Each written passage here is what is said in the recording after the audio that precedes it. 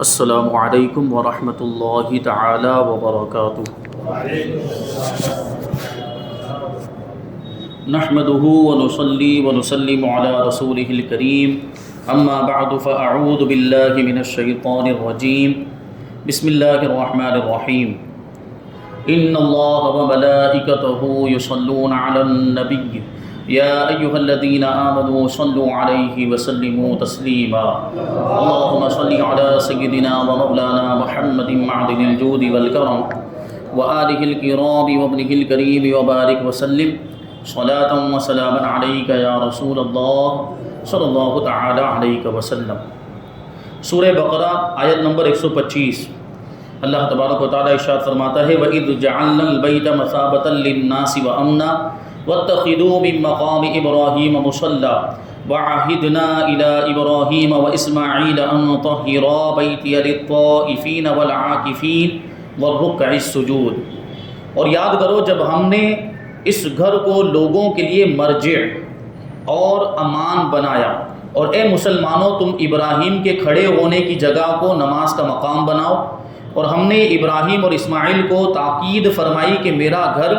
طواف کرنے والوں اور اعتکاف کرنے والوں اور رکوع و سجود کرنے والوں کے لیے خوب پاک و صاف رکھو۔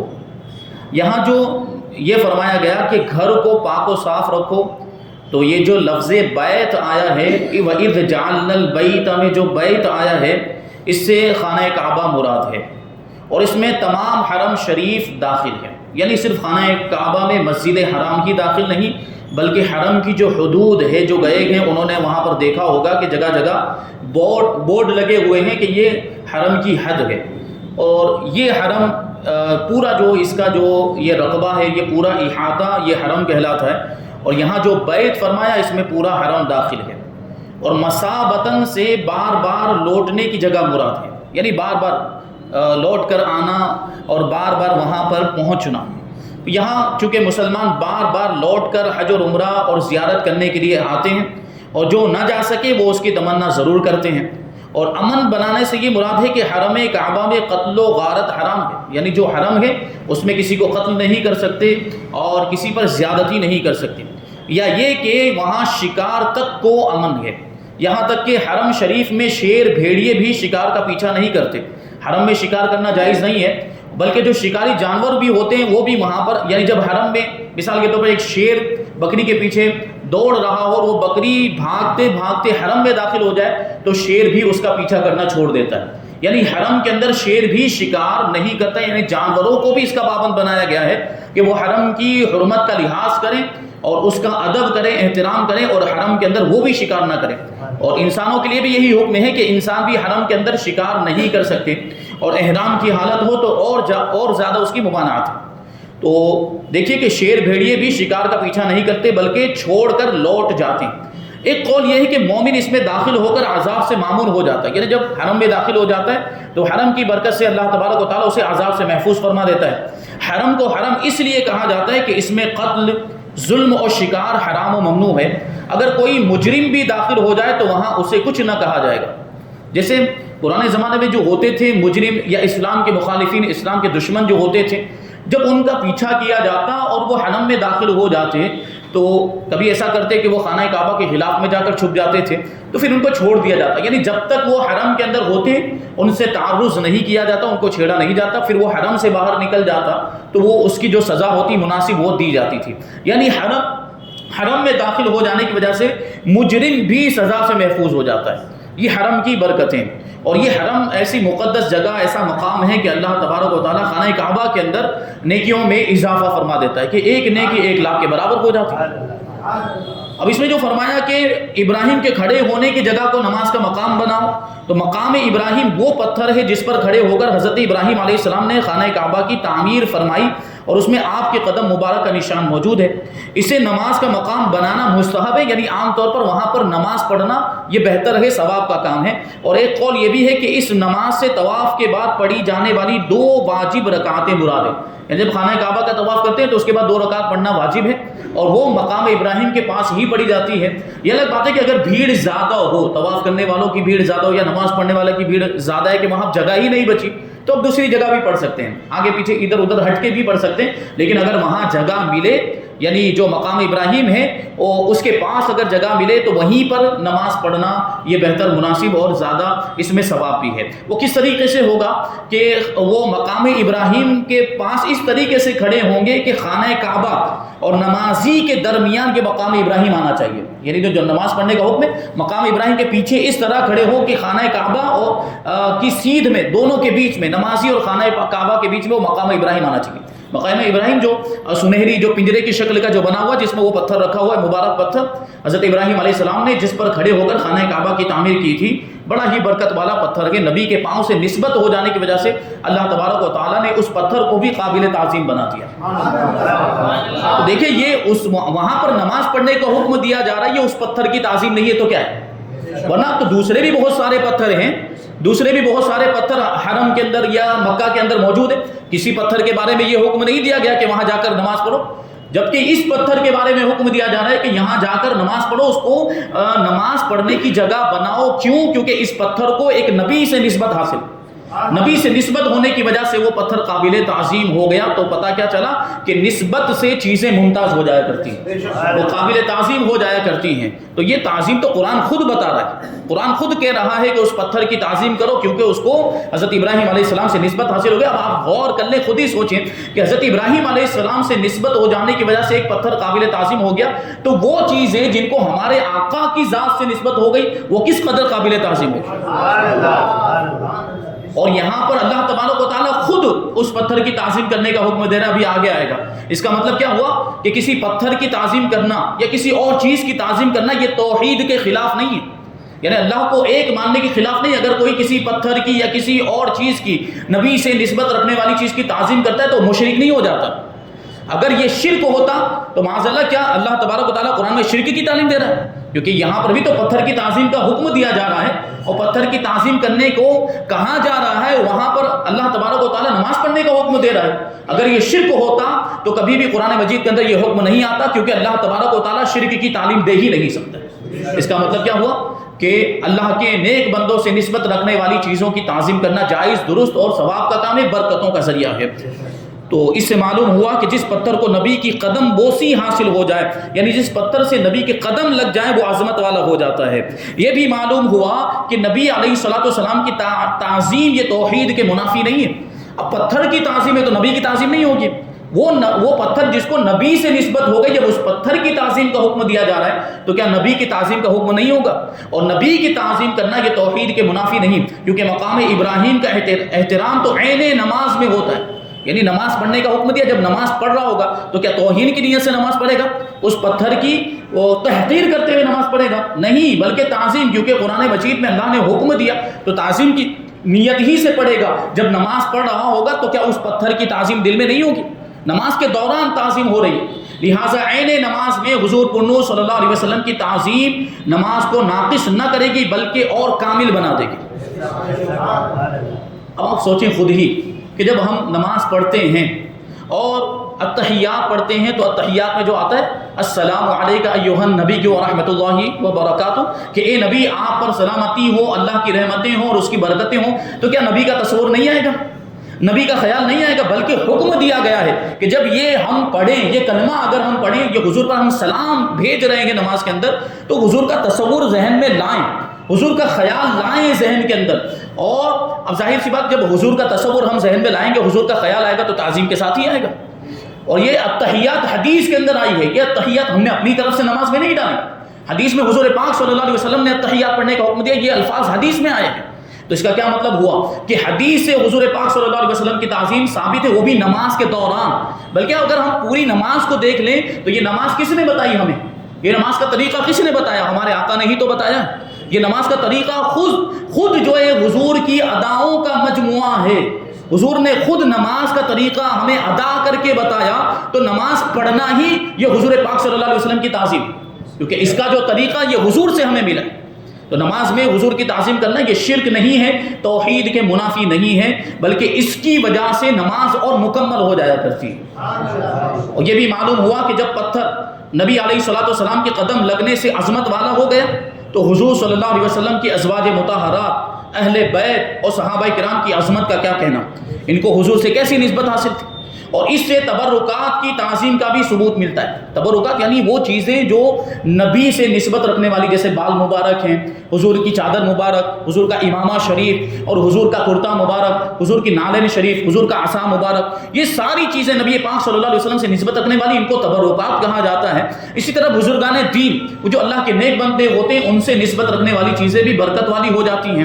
اور نسبت کی وجہ سے ان میں اللہ تبارک و تعالیٰ خیر و برکت عطا فرما دیتا ہے۔ تو اس سے ان چیزوں کی تعظیم کا ثبوت ملتا ہے جو اہل سنت و جماعت کے معمولات میں سے، کہ ہم یہ ان ساری چیزوں کی، نبی سے نسبت رکھنے والی چیزوں کی اور بزرگان دین سے نسبت رکھنے والی چیزوں کی ہم تعظیم کرتے ہیں، یہ قرآن سے ثابت ہے۔ بزرگان دین کے آثار و تبرکات کی تعظیم اور ان کی زیارت کے سلسلے میں تفصیل جاننے کے لیے فتاوی رضویہ جدید کی 21ویں جلد میں موجود رسالہ بدر الانوار فی آداب الاثار، یعنی تبرکات کے بارے میں مفید رسالہ، اس کا مطالعہ کیا جا سکتا ہے۔ اعلیٰ حضرت رضی اللہ تعالیٰ عنہ نے اس میں تبرکات کے ذریعے کیسے کیسے فوائد اور کیسی کیسی برکتیں حاصل ہوتی ہیں اس کو بھی ذکر کیا، اور تبرکات کی تعظیم کرنے کے دلائل کو بھی اس رسالے کے اندر اور اس کتاب کے اندر ذکر کیا گیا۔ اور یہاں پہ یہ فرمایا گیا کہ میرے گھر کو پاک رکھو، صاف رکھو۔ حضرت ابراہیم اور حضرت اسماعیل علیہ السلام کو بیت اللہ شریف کو پاک و صاف رکھنے کا حکم دیا گیا۔ اس سے معلوم ہوا کہ خانہ کعبہ اور مسجد حرام شریف کو حاجیوں، عمرہ کرنے والوں، طواف کرنے والوں، اعتکاف کرنے والوں اور نمازیوں کے لیے پاک و صاف رکھا جائے، کیونکہ یہ ساری عبادتیں ہیں، اور جہاں عبادت کی جائے اس جگہ کا پاک و صاف ہونا ضروری ہے۔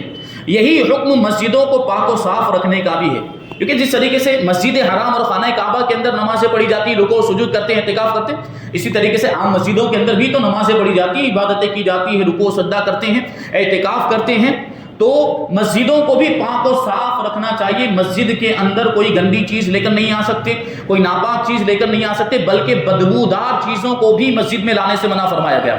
یہاں تک کہ جو مٹی کا تیل، جس کو ہم لوگ کیروسین کہتے ہیں، اس تیل کو بھی مسجد میں لانے کے لیے منع کیا گیا، کیونکہ اس میں بدبو ہوتی ہے، اس کی وجہ سے نمازیوں کو تکلیف ہوگی۔ اور اللہ کے رسول صلی اللہ علیہ وسلم نے ارشاد فرمایا کہ جن چیزوں سے انسانوں کو تکلیف ہوتی ہے ان چیزوں سے فرشتوں کو بھی تکلیف ہوتی ہے۔ بدبو سے ہم کو تکلیف ہوتی، بدبو سے فرشتوں کو بھی تکلیف ہوتی۔ اور اس کا کیا مطلب ہوا کہ مسجد میں صرف انسان نماز پڑھنے کے لیے نہیں آتے، بلکہ فرشتے بھی نماز پڑھنے کے لیے آتے۔ تو اس بات کا خیال رکھنا چاہیے، مسجدوں کو صاف ستھرا رکھنا چاہیے، خوشبودار رکھنا چاہیے، اور بدبودار چیزوں کو یہاں پر نہیں لے کے آنا چاہیے۔ فرماتے کہ وہاں گندگی، یعنی مسجدوں میں گندگی اور بدبودار چیز نہ لائی جائے، یہ سنت انبیاء ہے۔ کیونکہ کس کو حکم دیا؟ حضرت ابراہیم کو اور حضرت اسماعیل کو مسجد کو، یعنی خانہ کعبہ کو پاک و صاف رکھنے کا حکم دیا، اور انہوں نے ایسا کیا بھی۔ خانہ کعبہ کو پاک و صاف رکھا، اور خوب اس میں جو ہے کہ جو نماز پڑھنے والوں، جو اعتکاف کرنے والوں کے لیے اہتمام کیا اس میں۔ تو اس سے پتہ چلا کہ مسجدوں کو پاک و صاف رکھنا، صاف ستھرا رکھنا، یہ نبیوں کی سنت ہے۔ یہ بھی معلوم ہوا کہ اعتکاف عبادت ہے، اور گزشتہ امتوں میں بھی اعتکاف رائج تھا۔ جیسے اب ذکر آیا نا، حضرت ابراہیم علیہ السلام کتنے پہلے گئے، حضرت اسماعیل علیہ السلام کتنے پہلے گئے، ان کو یہ کہا جا رہا ہے کہ اعتکاف کرنے والوں کے لیے خانہ کعبہ کو پاک و صاف رکھو۔ اس کا مطلب کیا ہے کہ اس زمانے میں بھی اعتکاف ہوتا تھا، اور اعتکاف کا رواج اس زمانے میں بھی تھا۔ تو اعتکاف بھی بہت، یہ ایک عبادت ہے، اور اس میں بھی بڑا ثواب ہے۔ تو اعتکاف، اس کے مسائل جو ہے کہ اس کے وقت پر آئیں گے انشاءاللہ، پھر کبھی بیان کیے جائیں گے۔ تو اعتکاف کریں تو اس کا حق بھی ادا کریں۔ ہمارے یہاں تو معاملہ یہ ہو گیا کہ اعتکاف کرتے ہیں اور مسجد کے اندر بیٹھ کے اعتکاف کو پتہ نہیں کیا بنا لیا ہے کہ اور شور و شغب ہو رہا ہے، چلا رہے ہیں، باتیں کر رہے ہیں۔ اعتکاف اس کا نام نہیں ہے۔ اعتکاف کیوں کرتے ہیں؟ اعتکاف کی تعریف ہی اگر دیکھ لیں، اعتکاف کا مطلب یہ ہوتا ہے کہ عبادت کی نیت سے اپنے گھر بار کو چھوڑ کر مسجد میں آ کر ٹھہرنا، عبادت کی نیت سے۔ اب عبادت کے علاوہ جو بھی کام کریں گے پھر وہ اعتکاف میں نہیں آتا، اس کی وجہ سے آدمی گنہگار ہوتا ہے۔ تو یہ سب کام نہیں، صرف عبادت کرنے کے لیے آئے۔ اب اعتکاف کی اگر ہم نیت کر لیتے ہیں تو پھر ضروریات کی چیزیں جو کھانا پینا وغیرہ پھر وہ جائز ہو جاتا ہے، ورنہ مسجد کے اندر عبادت کے علاوہ کوئی دوسرا کام کرنا جائز ہے، کیونکہ مسجد کا مطلب یہ ہوتا ہے سجدہ کرنے کی جگہ، عبادت کرنے کی جگہ۔ مسجد میں عبادت اور ذکر کے علاوہ کوئی دوسرا کام نہیں کر سکتے۔ ہاں اعتکاف کی نیت کر لیں تو پھر جو جائز کام ہے، جو جیسے کھانا پینا وغیرہ، وہ جائز ہو جاتا ہے، ورنہ جو ناجائز اور گناہ کے کام وہ جیسے باہر ناجائز تھے اندر بھی ناجائز، بلکہ اندر یعنی مسجد کے اندر اور زیادہ ناجائز ہو جائیں گے گناہ کے کام اور اس طرح کے کام۔ تو اگر اعتکاف میں بیٹھیں تو ان ساری چیزوں کا خیال رکھنا چاہیے۔ تو پتہ چلا کہ پچھلی امتوں کی نمازوں میں بھی رکوع سجود دونوں تھے، کیونکہ یہاں فرمایا جا رہا ہے کہ رکوع کرنے والوں کے لیے، سجدہ کرنے والوں کے لیے خانہ کعبہ کو پاک و صاف رکھو۔ تو پتہ چلا کہ پچھلی امتوں میں جو عبادتیں تھیں ان میں رکوع بھی تھا اور سجدہ بھی تھا۔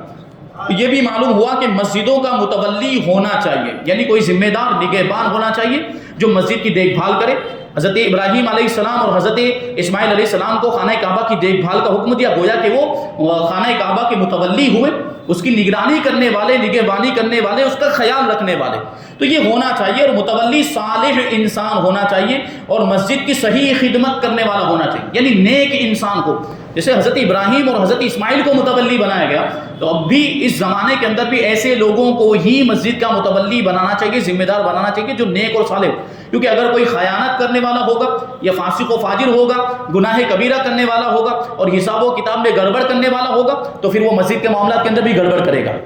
وہ مسجد کے حساب کتاب میں بھی گڑبڑ کرے گا۔ یا اگر خیال رکھنے والا نہیں ہے، متولی بن چکا ہے لیکن صاف صفائی کا خیال نہیں رکھ رہا ہے، مسجد کے اندر کن چیزوں کی ضرورت ہے اس کا خیال نہیں رکھ رہا ہے، مسجد کے مسالے، اس کی مصلحتوں کا وہ خیال نہیں رکھ رہا ہے، تو پھر ایسے ٹرسٹی اور متولی کا کیا مطلب؟ تو ایسے لوگوں کو متولی بنایا جائے جو واقعی نیک ہو اور مسجد کی ساری چیزوں کا خیال رکھے، مسجد میں جن چیزوں کی ضرورت ہو ان چیزوں کا وہ خیال رکھے، انتظام کرے، اہتمام کرے، تاکہ نمازیوں کو کسی طرح کی کوئی تکلیف نہ ہونے پائے۔ آگے اللہ تبارک و تعالیٰ ارشاد فرماتا ہے آیت نمبر 126، وَإِذْ قَالَ إِبْرَاهِيمُ رَبِّ اجْعَلْ هَٰذَا بَلَدًا آمِنًا وَارْزُقْ أَهْلَهُ مِنَ الثَّمَرَاتِ مَنْ آمَنَ مِنْهُم بِاللَّهِ وَالْيَوْمِ الْآخِرِ قَالَ وَمَنْ كَفَرَ فَأُمَتِّعُهُ قَلِيلًا ثُمَّ أَضْطَرُّهُ إِلَىٰ عَذَابِ النَّارِ وَبِئْسَ الْمَصِيرُ۔ اور یاد کرو جب ابراہیم نے عرض کیا، اے میرے رب اس شہر کو امن والا بنا دے۔ کون سا شہر؟ مکہ مکرمہ۔ حضرت ابراہیم علیہ السلام نے مکہ مکرمہ کے لیے دعا کی کہ اس شہر کو امن والا بنا دے، اور اس میں رہنے والے جو اللہ اور آخرت کے دین پر ایمان رکھتے ہوں انہیں مختلف پھلوں کا رزق عطا فرما۔ اللہ نے فرمایا اور جو کافر ہو تو میں اسے بھی تھوڑی سی مدت کے لیے نفع اٹھانے دوں گا، پھر اسے دوزخ کے عذاب کی طرف مجبور کر دوں گا، اور وہ پلٹنے کی بہت بری جگہ ہے۔ حضرت ابراہیم علیہ السلام نے تعمیر کعبہ کے بعد متعدد دعائیں مانگی، اور اس سے معلوم ہوا کہ نیکی کر کے قبولیت کی دعا کرنا یہ حضرت ابراہیم علیہ السلام کی سنت ہے، کیونکہ انہوں نے یہ اللہ تبارک و تعالیٰ نے خانہ کعبہ کی تعمیر کا ان کو حکم دیا تھا، یہ بہت بڑا نیک کام تھا۔ یہ نیک کام کرنے کے بعد حضرت ابراہیم علیہ السلام نے دعا کی، اس کی قبولیت کی بھی دعا کی اور دوسری دعائیں بھی کی۔ تو اس کا کیا مطلب ہوا کہ نیک کام کرنے کے بعد وہ نیک کام کے قبول ہونے کی بھی دعا کرنی چاہیے اور پھر دوسری دعائیں بھی کرنی چاہیے، تو اللہ تبارک و تعالیٰ اس نیک کام کی برکت سے ہماری دعاؤں کو قبول فرمائے گا۔ اور حضرت ابراہیم علیہ السلام نے بھی اس وقت جتنی دعائیں کی تھی ساری دعاؤں کو اللہ تبارک و تعالیٰ نے قبول فرمایا۔ حضرت ابراہیم علیہ السلام نے اولاد کے لیے امامت مانگی تھی، تو فرمایا گیا کہ ظالموں کو امامت نہیں ملے گی، جو اس سے پہلے آیا تھا کہ لا ینال عہد الظالمین، کہ میرا جو عہد ہے وہ ظالموں کو نہیں پہنچتا، یعنی کافر یہ مسلمانوں کا امام نہیں ہو سکتا، پیشوا نہیں ہو سکتا، کافر کو امامت نہیں مل سکتی، کافر کو دینی پیشوائی نہیں مل سکتی، تو کافر کے بارے میں وہاں منع کر دیا گیا تھا۔ اس لیے یہاں پر حضرت ابراہیم علیہ السلام نے بعد میں جب یہ دعا کی تو اس میں مومنین کو خاص کیا کہ مومنوں کو رزق عطا فرما، اور یہی ادب کا تقاضا تھا کہ جب حضرت ابراہیم علیہ السلام نے پہلے اپنی اولاد کے لیے امامت کی دعا کی تھی تو وہاں منع کر دیا گیا تھا، اب دوسری دعا کر رہے ہیں تو یہاں خاص مومنوں کے لیے دعا کر رہے ہیں، کیونکہ اللہ تعالیٰ نے پہلے امامت کے بارے میں فرما دیا کہ امامت ایمان والوں کو ہی ملے گی، تو یہاں جو دوسری رزق کے بارے میں، روزی کے بارے میں جو دعا کر رہے ہیں تو وہ خاص ایمان والوں کے لیے ہی دعا کر رہے ہیں۔ اللہ تعالیٰ نے کرم کیا، دعا قبول فرمائی اور ارشاد فرمایا کہ رزق سب کو دیا جائے گا، مومن کو بھی اور کافر کو بھی، لیکن کافر کا رزق تھوڑا ہے، یعنی صرف دنیاوی زندگی میں اسے رزق ملے گا۔ حضرت ابراہیم علیہ السلام نے خانہ کعبہ کے لیے رزق کی فراوانی کی دعا مانگی تھی، اس دعا کی قبولیت ہر شخص اپنی آنکھوں سے دیکھ سکتا ہے کہ دنیا بھر کے پھل اور کھانے مکہ مکرمہ میں کثرت کے ساتھ پائے جاتے ہیں، یعنی جو پھل دنیا میں کہیں نہیں ہوگا وہ مکہ مکرمہ میں آپ کو مل جائے گا، یہ حضرت ابراہیم علیہ السلام کی دعا کا نتیجہ، اور ہر موسم میں سارے پھل وہاں دستیاب ہوں، اور وہ پھل بھی کتنے اعلیٰ قسم کے۔ ہمارے یہاں تو جو پھل ملیں گے تو آدھے ادھورے، کچے پکے، اس طرح کے معاملات ہوں گے اور ان کے سائز کے بھی معاملات، لیکن وہاں آپ دیکھیں تو انار اتنا بڑا ہوتا ہے، اور کتنا مطلب کھانے میں اس کا ذائقہ بھی دیکھیں کہ اس طرح کا انار آپ نے کہیں نہیں کھایا ہوگا۔ آپ یہاں اچھے سے اچھا، مہنگے سے مہنگا انار لے کر کھا لیں، لیکن اس میں وہ ذائقہ نہیں ہوگا جو حرم کے انار میں ہوتا ہے۔ اسی طرح سارے پھلوں کے اندر اللہ تبارک و تعالیٰ نے وہاں پر یہ برکت رکھی ہوئی، یہ حضرت ابراہیم علیہ السلام کی دعاؤں کا نتیجہ ہے۔ اب اس کے بعد یہاں سے حضرت ابراہیم علیہ السلام اور حضرت اسماعیل علیہ السلام نے جو خانہ کعبہ کی تعمیر کی تھی اس کا تذکرہ ہوگا، اور پھر اس کے بعد خانہ کعبہ کی تعمیر کرنے کے بعد حضرت ابراہیم علیہ السلام نے اپنے لیے اور اپنی اولاد کے لیے دعا کی تھی، اور حضور پاک صلی اللہ علیہ وسلم کے لیے بھی دعا کی تھی۔ کیونکہ خانہ کعبہ کو تعمیر تو کر دیا، لیکن خانہ کعبہ کی تعمیر کی حفاظت کیسے ہوتی؟ تو حضرت ابراہیم علیہ السلام نے دعا کی تھی کہ ایک ایسے رسول کو بھیج دے جو قیامت تک کے لیے خانہ کعبہ کی حفاظت کا ضامن ہو جائے۔ تو اللہ تبارک و تعالیٰ نے حضرت ابراہیم علیہ السلام کی دعا کو قبول کیا، اور حضرت ابراہیم علیہ السلام کی اولاد ہی میں حضور پاک صلی اللہ علیہ وسلم کو ظاہر فرمایا، اور حضور پاک صلی اللہ علیہ وسلم نے آ کر خانہ کعبہ کو اس طرح محفوظ کر دیا کہ اب خانہ کعبہ قیامت تک کے لیے محفوظ ہو گیا۔ اللہ تبارک و تعالیٰ کی بارگاہ میں دعا ہے کہ جو کچھ بھی بیان ہوا اس پر ہم سب کو عمل کرنے کی توفیق عطا فرمائے۔ وما علینا الا البلاغ۔